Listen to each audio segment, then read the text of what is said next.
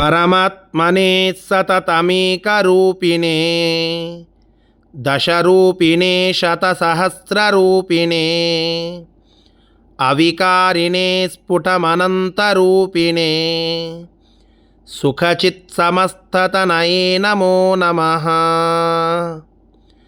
ತಪೋವಿದ್ಯಾವಿರಕ್ತ್ಯಾದಿ ಸದ್ಗುಣೌಘಾಕರಾನಹಂ ವಾದಿರಾಜಗುರೂನ್ ವಂದೇ ಹಯಗ್ರೀವದಯಾಶ್ರಯಾನ್. ಶ್ರೀ ಗುರುಭ್ಯೋ ನಮಃ. ಹರಿ ಓಂ. ದಶಾವತಾರ ಸ್ತುತಿಯ ಅರ್ಥಚಿಂತನದಲ್ಲಿ ಭಗವಂತನ ದಿವ್ಯ ರೂಪವಾಗಿರುವ ರಾಮಾವತಾರದ ವರ್ಣನೆಯನ್ನು ವಾದಿರಾಜಸ್ವಾಮಿಗಳು ಅನೇಕ ಶ್ಲೋಕಗಳಿಂದ ತಿಳಿಸಿಕೊಡುತ್ತಾ, ನಿನ್ನೆ ತಿಳಿದಂತಹ ಶ್ಲೋಕದಲ್ಲಿ ಪರಮಾತ್ಮನ ಅದಿವ್ಯವಾದ ಕಾರುಣ್ಯ ಕಪಿಸೈನ್ಯದ ಮೇಲೆ ಹೇಗಿತ್ತು, ಸಮುದ್ರದ ಮೇಲೆ ಸಿಟ್ಟಿನಿಂದ ತನ್ನ ಕಣ್ಣೋಟವನ್ನು ತೋರಿಸಿದಾಗ ಅಲ್ಲಿ ವರುಣನ ವಿಚಾರ ಏನಾಯಿತು, ವರುಣ ಆ ಸಿಟ್ಟಿನಿಂದ ಒದ್ದಾಡಿ ಹೇಗೆ ಬಂದು ಭಗವಂತನ ಪಾದಗಳಿಗೆ ಶರಣಾಗತಿಯನ್ನು ತೋರಿಸಿದ ಎಂಬೆಲ್ಲ ವಿಷಯವನ್ನು ತಿಳಿದುಕೊಂಡೆವು. ಅದರ ಮುಂದಿನ ಶ್ಲೋಕದಲ್ಲಿ ಪರಮಾತ್ಮನ ದಿವ್ಯವಾದ ವ್ಯಕ್ತಿತ್ವವನ್ನು ತಿಳಿಸ್ತಾ ಆ ಪರಮಾತ್ಮ ಲಂಕೆಗೆ ಬಂದಿದ್ದಾನೆ. ಲಂಕೆಗೆ ರಾಮಚಂದ್ರ ಮಹಾಪ್ರಭು ಬಂದಂತಹ ಸಂದರ್ಭದಲ್ಲಿ ದುಷ್ಟನಾದ ರಾವಣನಲ್ಲಿ ಹೇಗೆ ಆತಂಕ ಮೂಡಿತು, ಎಲ್ಲಿ ಪರಮಾತ್ಮನ ಪ್ರವೇಶವೋ ಅಲ್ಲಿ ದುಷ್ಟಶಕ್ತಿಗಳಿಗೆ ಆತಂಕ, ಎಲ್ಲಿ ಒಂದು ದಿವ್ಯವಾದ ಪಾಸಿಟಿವ್ ಎನರ್ಜಿ ಬರ್ತದೋ ಅಲ್ಲಿ ಆ ನೆಗೆಟಿವ್ ಎನರ್ಜಿಗಳು ಹೇಗೆ ಒದ್ದಾಡುತ್ತವೆ, ಈ ಸಂದೇಶವನ್ನು ತಿಳಿಸುವ 20ನೆಯ ಶ್ಲೋಕವನ್ನು ಇವತ್ತು ತಿಳಿದುಕೊಳ್ಳೋಣ. ಆ 20ನೆಯ ಶ್ಲೋಕ ಈ ಪ್ರಕಾರವಾಗಿ ಇದೆ. ಹುಂಕಾರ ಪೂರ್ವಮಥ ಟಂಕಾರ ನಾದಮತಿ ಪಂಕ ವಧಾರ್ಯ ಚಲಿತಾ ಲಂಕಾಶಿಲೋಚ್ಛಯ ವಿಶಂಕಾಪತದ್ಭಿದುರ ಶಂಕಾಸಯಸ್ಯ ಧನುಷಃ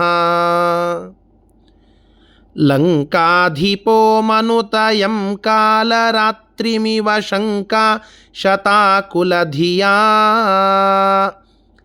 ತಂ ಕಾಲದಂಡಶತ ಸಂಕಾಶಕಾರ್ಮುಕಶರಾಂಕಾನ್ವಿತಂ ಭಜ ಹರಿಂ. ರಾಮಚಂದ್ರ ಮಹಾಪ್ರಭು ಒಮ್ಮೆ ಹುಂಕಾರ ಮಾಡಿದ್ನಂತೆ. ಆ ಹುಂಕಾರವನ್ನು ಅಂತ ಹೇಳಿ ಹುಂಕಾರವನ್ನು ಮಾಡಿ ಧನುಷ್ಠಂಕಾರ ಮಾಡಿದ್ದನ್ನು ಕೇಳಿದ. ಆ ಠಂಕಾರನಾದವನ್ನು, ಧನುಷ್ಠಂಕಾರ ಠಣ್ ಅಂತ ಹೇಳಿ ಶಬ್ದವನ್ನು ಅಲ್ಲಿ ಕೇಳಿದ ಕ್ಷಣದಲ್ಲಿ ಪಾಪಿಗಳಿಂದಲೇ ತುಂಬಿಕೊಂಡು ಹೋಗಿದ್ದ ಲಂಕಾಪಟ್ಟಣ ಪರ್ವತದ ಮೇಲೆ ಬಿದ್ದು, ಅದು ಒಂದು ಬರಸಿಡಿಲು ಪರ್ವತದ ಮೇಲೆ ಬಿದ್ದಾಗ ಹೇಗೆ ಆ ಒಂದು ಶಬ್ದ ಗುಡುಗು ಅದಾಗಬೇಕು, ಹಂಗೆ ಈ ಕೃಷ್ಣನ ರಾಮನ ಧನುಷ್ಠಂಕಾರ ಅದಾಗಿದೆ ಅಂತ ತಿಳಿದುಕೊಂಡು ಒದ್ದಾಡಿದರಂತೆ. ರಾವಣ ತನ್ನ ಆ ಲಂಕಾಪಟ್ಟಣದೊಳಗೆ ಇಂತಹ ರಾಮನ ಒಂದು ಆಗಮನವಾಗಿದೆ ಅನ್ನೋದನ್ನು ಕೇಳಿ ನೂರಾರು ಚಿಂತೆಗಳಿಂದ ಸಂಭ್ರಾಂತನಾಗಿ ಬಿಟ್ಟ. ಈ ರಾಮನನ್ನು ಹೇಗೆ ಮಾಡೋದು, ಇವನ ಯುದ್ಧವನ್ನು, ಇವನ ಜೊತೆಗೆ ಯುದ್ಧವನ್ನು ಮಾಡಿ ಇವನನ್ನು ನಿಗ್ರಹಣವನ್ನು ಮಾಡುವುದು ಹೇಗೆ ಎಂಬ ಚಿಂತೆಯಿಂದ ಕೂಡಿದ. ಅನೇಕ ಅಪಶಕುನಗಳು ರಾವಣನಿಗೆ ಕಂಡಿತು. ಆ ರಾಮ ಸಾಕ್ಷಾತ್ ಯಮನೇ ನನ್ನ ಪಾಲಿಗೆ ಅಂತನ್ನುವ ಆ ವಿಚಾರವನ್ನು ರಾವಣ ಮಾಡಿದಂತಹ ವಿಷಯ, ಅದರ ಜೊತೆಗೆ ಯಮದಂಡದಂತಹ ಧನುರ್ಬಾಣಗಳನ್ನು ತಳೆದಂತಹ ಆ ನಾರಾಯಣ ಅವನೇ ಈ ಶ್ರೀರಾಮ. ಅಲ್ಲಿ ರಾಮ ರಾವಣರ ಯುದ್ಧದ ಪೂರ್ವಭಾವಿಯಾಗಿ ಆದಂತಹ ವಿಚಾರಗಳನ್ನೆಲ್ಲ ತಿಳಿಸ್ತಾ ಈ ಎಲ್ಲದಕ್ಕೂ ಮುಖ್ಯವಾದ ಕಾರಣನಾದಂತಹ ನಾರಾಯಣ ಸ್ವರೂಪನಾದ ಆ ರಾಮಚಂದ್ರ ಪ್ರಭುವನ್ನು ಹೇ ಮನವೇ, ಹೇ ಮನಸ್ಸೇ, ನಿತ್ಯವಾಗಿ ಧ್ಯಾನವನ್ನು ಮಾಡು ಎಂಬುದಾಗಿ ತಮ್ಮ ಮನಸ್ಸಿಗೆ ಆದೇಶವನ್ನು ನೀಡುವಂತೆ, ರಾಮಚಂದ್ರ ಪ್ರಭುವಿನ ಧ್ಯಾನದಲ್ಲಿ ಆಸಕ್ತವಾಗುವಂತೆ ಅಲ್ಲಿ ತಿಳಿಸ್ತಾ ಇರುವ ಒಂದು ಶ್ಲೋಕ, ಸುಂದರ ಪ್ರಾಸಗಳಿಂದ ಕೂಡಿದ ಒಂದು ಶ್ಲೋಕ, ಈ ಹುಂಕಾರ ಪೂರ್ವಮಥ ಅನ್ನುವ ಶ್ಲೋಕ. ಅಥ ಮತ್ತು ಯಸ್ಯ ಧನುಷಃ ಹುಂಕಾರ ಪೂರ್ವಂ, ಯಾರ ಧನಸ್ಸಿನ ಹುಂಕಾರ ಪೂರ್ವಂ, ಹುಂಕಾರ ಮಾಡಿದ ಬಳಿಕ ಅಂತ ಹೇಳಿ ಹುಂಕಾರವನ್ನು ಮಾಡುವಂತಹದ್ದು ಒಬ್ಬ ಯುದ್ಧ ಮಾಡುವ ಪಟುವಿನ ಲಕ್ಷಣ. ಆ ಹುಂಕಾರವನ್ನು ಮೊದಲಿಗೆ ಮಾಡಿ ಆಮೇಲೆ ಯಾರ ಬಿಲ್ಲಿನ ಟಂಕಾರ ನಾದಂ, ಆ ಧನುಷ್ಠಂಕಾರ, ಆ ಧನಸ್ಸನ್ನು ಎತ್ತಿದಾಗ ಠಣ್ ಅಂತ ಒಂದು ಶಬ್ದ ಆಗ್ತದೆ.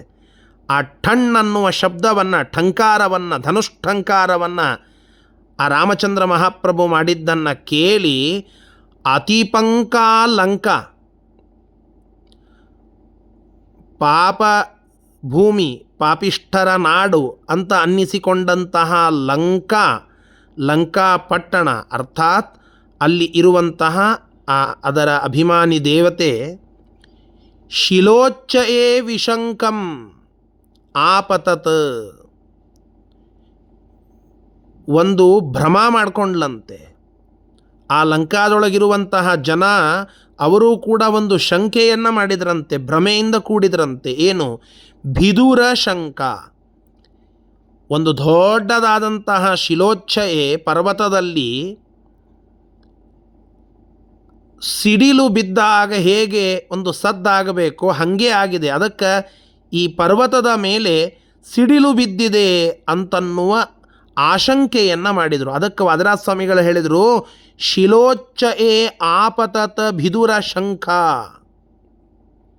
ಆ ಶಂಖ ಮಾಡ್ಕೊಂಡು ಕೂಡಲೇ ಆ ಅವಾಜನ್ನು ಕೇಳಿ ಅವರ ಮೈ ನಡಗಿತಂತೆ, ಚಲಿತಾ ಆಸ, ನಡಕ ಉಳ್ಳದ್ದಾಯಿತು. ಇಂತಹ ಭಗವಂತನ ದಿವ್ಯವಾದ ಧನಸ್ಸು, ಅದರ ಹುಂಕಾರ, ಅದರ ಠಂಕಾರ ನೋಡಿ. ಭಗವಂತನನ್ನು ಸ್ಮರಣ ಮಾಡುವಾಗ ಅವನ ಪಾದಗಳು, ಅವನ ಆ ಇಡಿಯಾದ ದೇಹ, ಅದರ ಸೌಂದರ್ಯ, ಅವನ ಮಹಿಮೆ, ಅವನ ಗುಣ, ಇವೆಲ್ಲವನ್ನು ನಾವು ಬೇರೆ ಬೇರೆ ರೀತಿಯಿಂದ ನೋಡುತ್ತೇವಲ್ಲ, ಅದರ ಒಂದು ಭಾಗ ಪರಮಾತ್ಮನ ದಿವ್ಯ ರೂಪದ ಕಣ್ಣಿನ ಮೂಗಿನ ವರ್ಣನೆ ಅಷ್ಟೇ ಅಲ್ಲ, ಅವನು ಮಾಡುವ ಹುಂಕಾರ, ಅವನು ಮಾಡಿದ ಧನುಷ್ಠಂಕಾರ ಅದು ಎಷ್ಟು ಅದ್ಭುತವಾಗಿ ಇತ್ತು, ಅದು ಎಷ್ಟು ಶತ್ರುಗಳಿಗೆ ಹೃದಯ ವಿದ್ರಾವಕವಾಗಿ ಇತ್ತು ಅನ್ನುವುದನ್ನು ಇಲ್ಲಿ ವಾದಿರಾಜ ಸ್ವಾಮಿಗಳು ತಿಳಿಸ್ತಾ ಇದ್ದಾರೆ. ಇದು ರಾಮಚಂದ್ರ ಪ್ರಭುವಿನ ದಿವ್ಯ ವ್ಯಕ್ತಿತ್ವ ಅನ್ನುವುದು ವಾದಿರಾಜರ ಒಂದು ಭಾವನೆ. ಮತ್ತು ಲಂಕಾಧಿಪ ಶಂಕಾಶತಾಕುಲಿತ ಧಿಯ, ಲಂಕೆಗೆ ಅಧಿಪನಾದಂತಹ ರಾವಣ ಶತ ಆಕುಲಿತ, ನೂರಾರು ಚಿಂತೆಗಳಿಂದ ಸಂಭ್ರಾಂತವಾದ ಧಿಯ, ಬುದ್ಧಿ ಉಳ್ಳವನಾಗಿ ಇದ್ದ. ಅಂತಹ ಬುದ್ಧಿ ಉಳ್ಳವನಾದ್ದರಿಂದ ರಾವಣನಿಂದ ಯಾವ ರಾಮನನ್ನು ಕಾಲರಾತ್ರಿಮಿವ ಅಮನುತ, ಆ ರಾವಣ ಇವನೇ ನನ್ನ ಪಾಲಿಗೆ ಬಂದಂತಹ ಕಾಲಮೃತ್ಯು ಅಂತ ರಾಮನ ಬಗ್ಗೆ ಚಿಂತಿಸಿದ.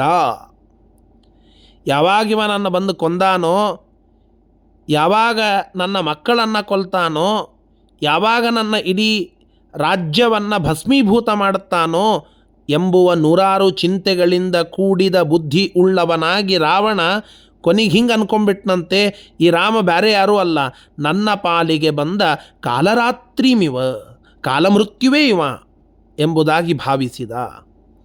ತಂ ಕಾಲದಂಡ ಶತ ಸಂಕಾಶ, ಅಂತಹ ನೂರಾರು ಯಮನ ದಂಡಗಳಿಗೆ, ಕಾಲದಂಡ ಅಂದರೆ ಯಮದಂಡಗಳು, ಆ ಯಮನ ದಂಡಗಳಿಗೆ ಸಮಾನವಾಗಿ ಇರತಕ್ಕಂತಹ ಕಾರ್ಮುಕ ಶರಾಂ ಕಾನ್ವಿತಂ, ಭಗವಂತನ ಒಂದು ಬಾಣ ಅಂದರೆ ಅದು ನೂರಾರು ಸಾವಿರಾರು ಯಮದಂಡಗಳಿಗೆ ಸಮಾನವಾಗಿರತಕ್ಕಂಥದ್ದು. ಅಂತಹ ನೂರಾರು ಬಾಣಗಳನ್ನು, ಬಿಲ್ಲನ್ನು ಅದನ್ನು ಇಟ್ಟುಕೊಂಡಿರುವಂತಹ, ಅದರಿಂದ ಚಿಹ್ನಿತನಾಗಿರತಕ್ಕಂತಹ ಹರಿಂ, ಶ್ರೀಹರಿಯ ಸ್ವರೂಪನಾಗಿರುವಂತಹ ಆ ರಾಮಚಂದ್ರ ಮಹಾಪ್ರಭುವನ್ನು ಭಜ, ಹೇ ಮನಸ್ಸೆ ಅಂತ ನಾವು ಅಲ್ಲಿ ಹಚ್ಚಿಕೊಳ್ಳಬೇಕು. ಹೇ ಮನಸ್ಸೆ, ಇಂತಹ ರಾಮಚಂದ್ರ ಪ್ರಭುವನ್ನು ಭಜಿಸು, ಸೇವಿಸು, ಭಜ ಸೇವಾಯಾಮ್ ಎಂಬುದಾಗಿ ಪರಮಾತ್ಮನ